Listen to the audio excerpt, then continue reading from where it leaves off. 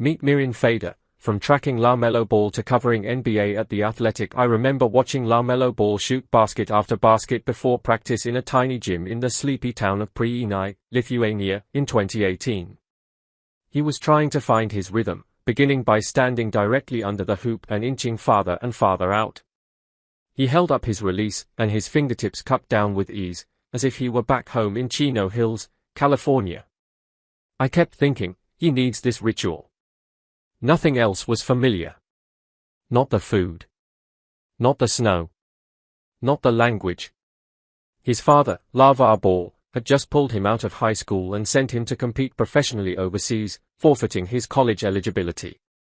It wasn't exactly a proven route. And there was a great deal of pressure on LaMelo.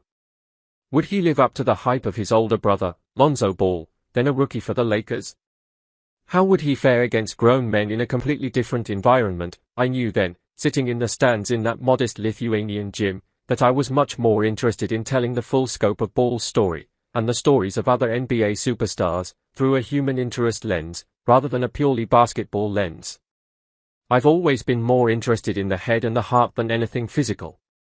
I see today's NBA superstars and want to know, what drives them? What inspires them? What do they fear? What wakes them up each day? Everyone comes from somewhere, and setting is never just a place in my stories. Sometimes, it's the story.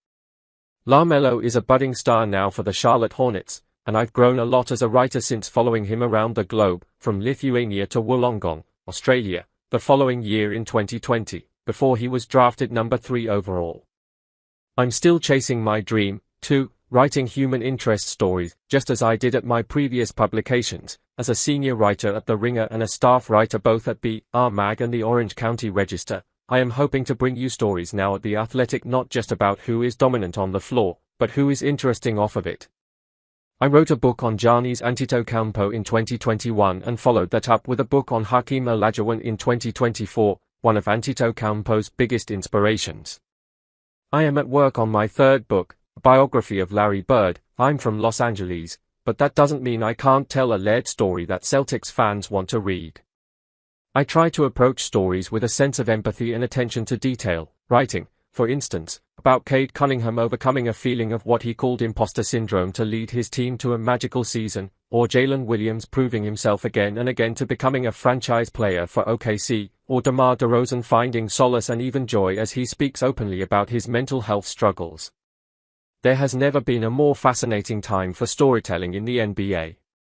Players are sharing more of themselves than ever, and their thoughts and insights can give fans a better feel for the players, filling up their social media feeds with amazing highlights. It creates a closer connection between athlete and fan, and greater respect for players' experiences on and off the floor. Basketball holds a unique place in culture, and I'm excited to continue to tell NBA stories for The Athletic.